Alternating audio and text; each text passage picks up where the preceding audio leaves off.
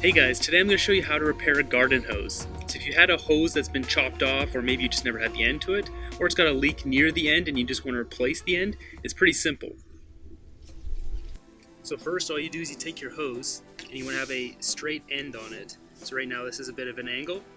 You would take some tin snips or an X-Acto knife, or maybe even some scissors, and you just want to cut a flush line.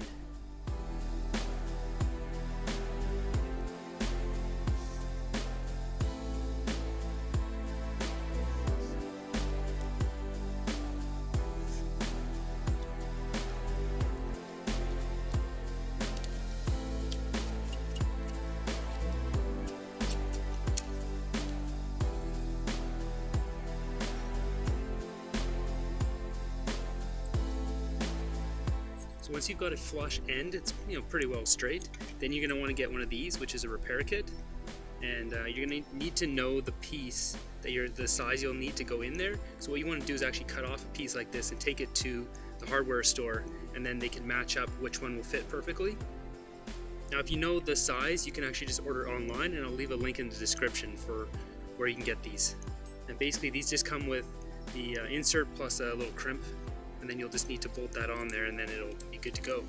And you should note there's also male and female ends, so depending if you want to attach a hose to this or something else.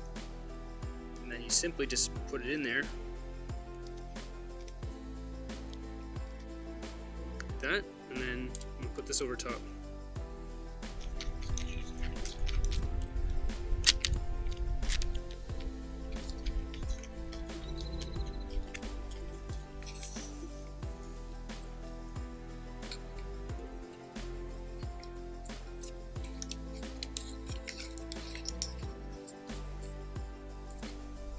And there you have it, no leaks.